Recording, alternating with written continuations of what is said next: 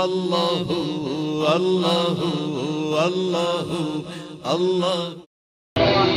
فصل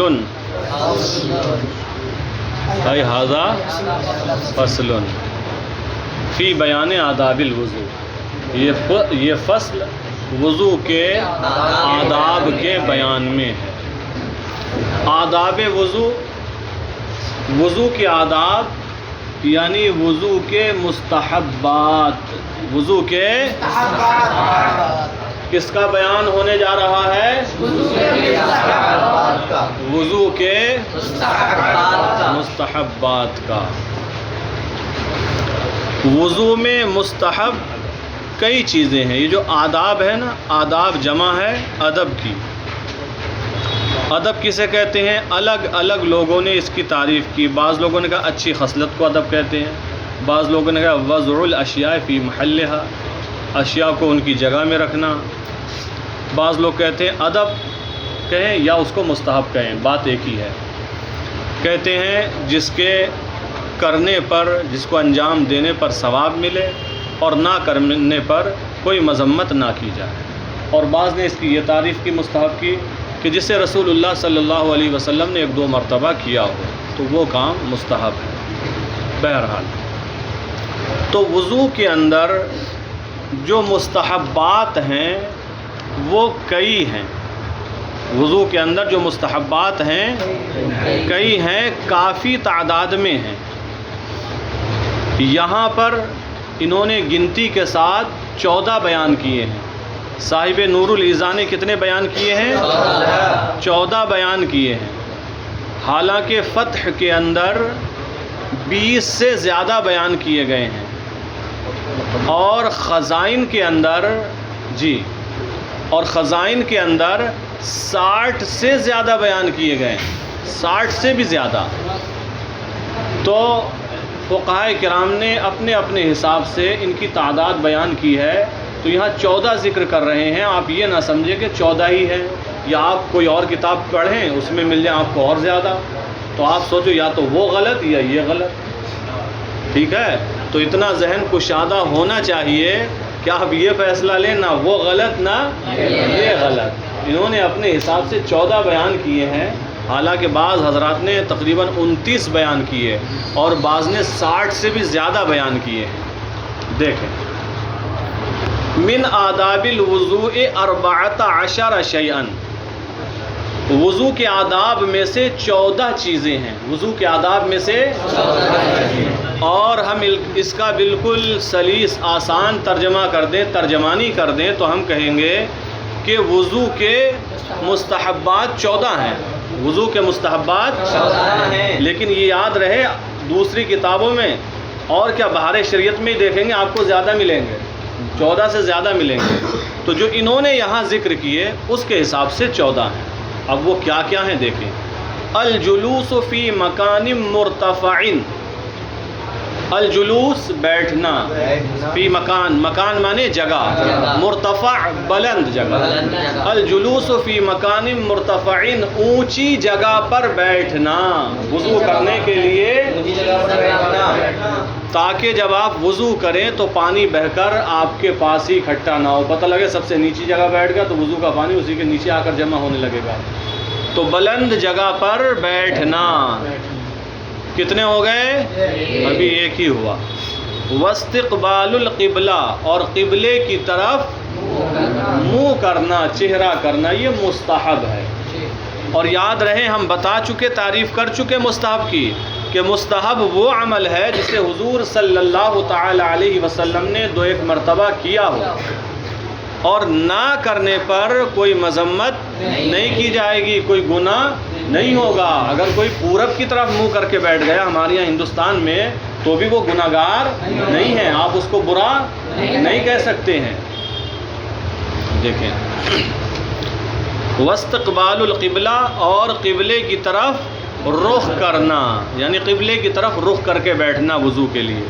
وعدم الاستعانۃ بغیرہ، اور اپنے غیر سے مدد نہ لینا، اور دوسرے سے مدد وضو میں دوسرے سے مدد نہ لینا بھی مستحب ہے. لیکن کس چیز میں؟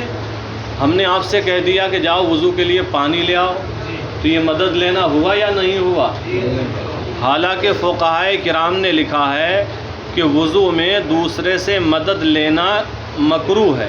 کیا ہے؟ تو پانی منگا لینا کسی سے، یہ وضو میں مدد لینا نہیں ہے۔ مدد لینا یہ ہے کہ چلو بھائی یہ والا ہاتھ تم دھل دو فرید، صاحب عالم یہ والا تم دھل دو، چلو بھائی فیض علوی تم مسح کرا دو، یہ مدد لینا، ٹھیک ہے؟ تو یہ خلاف مستحب ہے اور اس کو فقہائے کرام نے مکروہ لکھا ہے۔ تو اب اگر کوئی پانی منگا لے آپ سے استاد وضو کے لیے، تو آپ یہ مت سوچنا کہ یہ خلاف مستحب ہو گیا۔ مستحب تو یہ تھا کہ مدد نہیں لی جاتی۔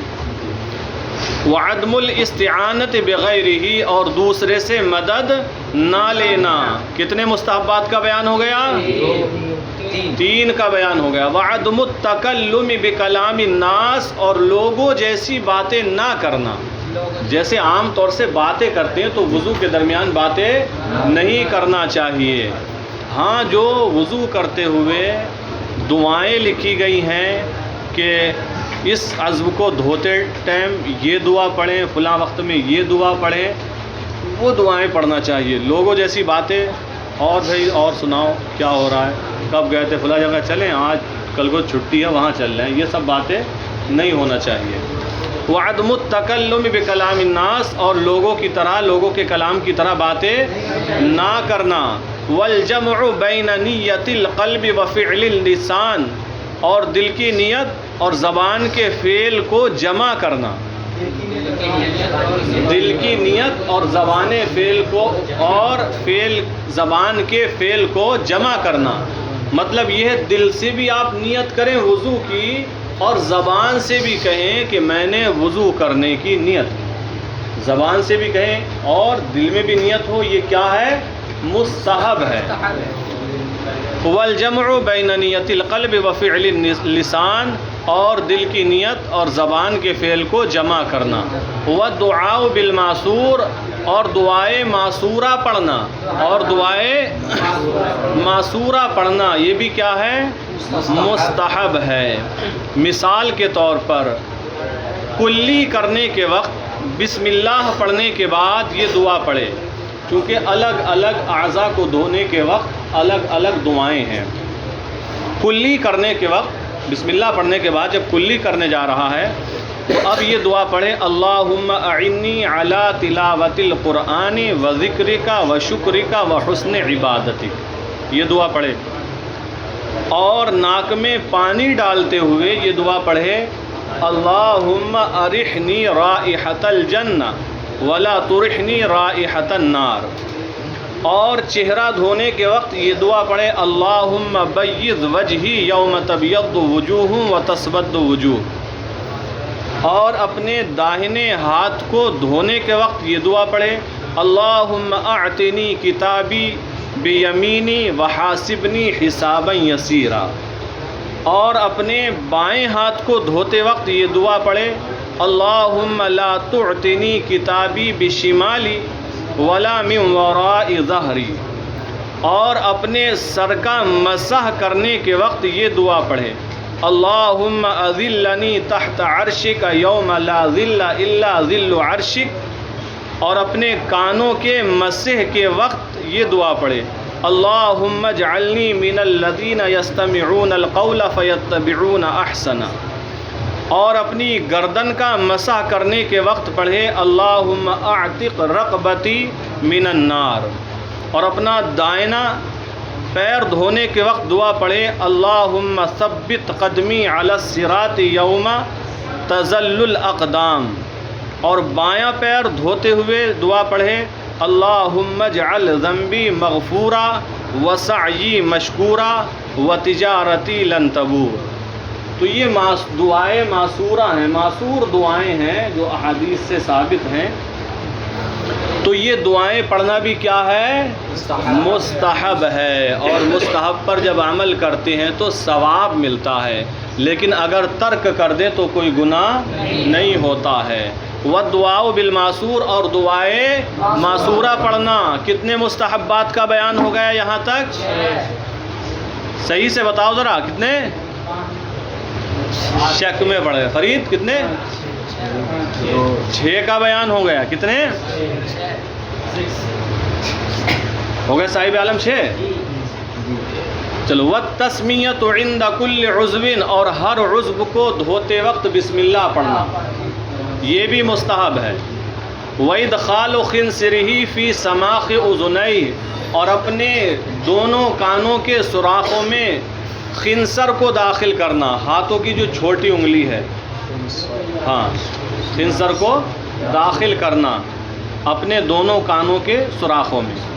وتحریک خاتمہ الواسع، اور اپنی کشادہ انگوٹھی کو حرکت دینا. کشادہ انگوٹھی کو، دیکھو تنگ انگوٹھی ہے تب تو حرکت دینا ہی ہے، چونکہ اس کے نیچے پانی پہنچنا بہت مشکل ہے. لیکن انگوٹھی ڈھیلی ہے، کشادہ ہے، تب تو پہنچ جائے گا. لیکن پھر بھی جب کہ آپ کو معلوم ہے پانی نیچے پہنچ رہا ہے، پھر بھی اس کو ہلانا، حرکت دینا، اس طریقے تھوڑے آگے پیچھے کر کے دھلنا، یہ کیا ہے؟ مستحب ہے. والمضمضۃ والاستنشاق بالید الیمنی، اور داہنے ہاتھ سے کلی کرنا اور ناک میں پانی چڑھانا کیا ہے؟ مستحب ہے. کلی کریں گے کون سے ہاتھ سے پانی لیں گے منہ میں؟ دائنے ہاتھ سے. اور جب ناک میں پانی چڑھائیں گے تو کون سے ہاتھ سے؟ دائنے ہاتھ سے پانی چڑھائیں گے اور بائیں ہاتھ کی انگلی سے صاف کریں گے. والامتخاط بالیسری، اور ناک صاف کرنا بائیں ہاتھ سے. ناک صاف کرنا بائیں ہاتھ سے، یہ کیا ہے؟ مستحب ہے. والتوضؤ قبل دخول الوقت لغیر المعذور، والتوضؤ، اور وضو کرنا قبل دخول الوقت، وقت کے داخل ہونے سے پہلے، لغیر المعذور، غیر معذور کے لیے. جو معذور نہیں ہے اس کے لیے مستحب یہ ہے کہ نماز کا وقت داخل ہونے سے پہلے ہی وضو کر لے. ہاں جو معذور ہے وہ وقت میں ہی وضو کرے گا. کیوں؟ فقہاء نے فرمایا، بعض نے فرمایا کہ نماز کا وقت داخل ہونے سے معذور کا وضو ٹوٹ جاتا ہے، اور بعض نے فرمایا نماز کا وقت نکلنے سے معذور کا وضو ٹوٹ جاتا ہے. معذور وہ جیسے مان لیجیے پیشاب کا قطرہ آتا ہے، یا کوئی زخم ہے اس سے پانی نکلتا ہے، یا ہوا خارج ہوتی ہے، متعدد طریقے ہو سکتے ہیں. انسان معذور ہو گیا جس کو طہارت کے ساتھ اتنا وقت بھی نہیں ملتا کہ وہ 4 رکعت فرض نماز ادا کر سکے، اس سے پہلے ہی اس کو وہ پریشانی لاحق ہو جاتی ہے. مان لیجیے کوئی ایسا جس کو پیشاب کا قطرہ آتا ہے، ہر 2-3 منٹ پہ آ جاتا ہے، تو وہ وضو کرنے کے بعد، وضو کرنے میں کتنی بھی تیز کرے گا 1-8 منٹ تو لگ ہی جائے گا. اب جب نماز پڑھنے کھڑا ہوگا بچے 3 منٹ میں سے 2 منٹ، تو 2 منٹ میں 4 رکعت پڑھ لے گا؟ نہیں پڑھ پائے گا. تو اگر اتنا ہی وقت نہیں ملتا ہے تو یہ معذور ہے شرعاً. اس کے لیے حکم کیا ہے؟ نماز کے وقت میں وضو کر لے، جب تک اس نماز کا وقت چل رہا ہے اس کا وضو برقرار ہے. جب اس کا وقت نکلے گا وضو اس کا ٹوٹ جائے گا، اگلی نماز کے وقت میں پھر وضو کرے گا نیا. تو اس لیے فرمایا غیر معذور کے لیے. اگر معذور تھا اس نے ظہر میں وضو کر لیا، ٹھیک ہے، پہلے ہی عصر کے لیے وضو کر لیا، اب جب ظہر کا وقت گیا تو اس کا وضو ٹوٹ گیا، تو اس کو فائدہ نہیں ہوگا وقت سے پہلے وضو کرنے کا. لیکن جو صحیح سلامت ہیں جیسے آپ جیسے لوگ ہیں تو یہ وقت سے پہلے ہی کر لیں.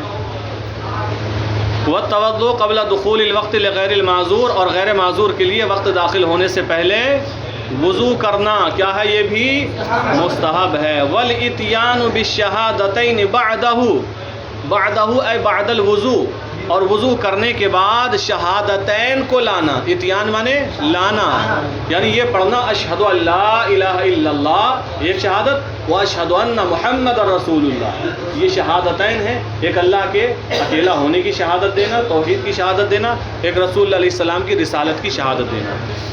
والاتیان بالشہادتین بعدہ، اور وضو کرنے کے بعد دونوں شہادتین لانا یعنی کلمہ شہادت پڑھنا. وَأَن يَشْرَبَ مِنْ فَضْلِ الْوُضُوءِ قَائِمًا، وَأَن يَشْرَبَ اور پینا، مِنْ فَضْلِ الْوُضُوء وضو کا بچا ہوا پانی، قائماً کھڑے ہو کر، وضو کا بچا ہوا پانی کھڑے ہو کر پینا.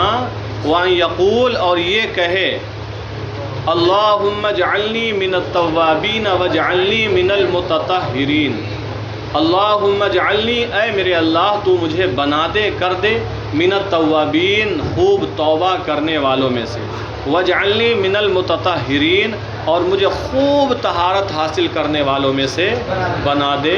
یہ تمام وضو کے مستحبات ہیں۔ یہیں پر یہ بھی سن لیں آپ، فرمایا وضو کا بچا ہوا پانی کیسے پیے؟ کھڑے ہو کر پیے۔ آب زمزم کیسے پیے؟ کھڑے ہو کر پیے۔ اس میں وجوب وغیرہ کا کوئی حکم نہیں ہے۔ یہ حکم کھڑے ہو کر کیوں دیا جاتا ہے؟ تو فرمایا گیا آب زمزم بڑی برکتوں والا پانی ہے، اور جب کھڑے ہو کر انسان پانی پیتا ہے تو صرف معدے میں، پیٹ میں نہیں، بلکہ اس کے اثرات پورے بدن میں جاتے ہیں، اور یہ برکتوں والا پانی ہے۔ جتنی جگہ تک اس کا اثر جائے گا وہاں تک برکتیں ملیں گی۔ اسی طرح وضو کا پانی بھی متبرک ہوتا ہے، تو جہاں تک اس کا اثر جائے گا برکتیں ملیں گی۔ اس لیے کھڑے ہو کر پینے کا حکم دیا گیا ہے، لیکن یہ حکم وجوبی نہیں ہے۔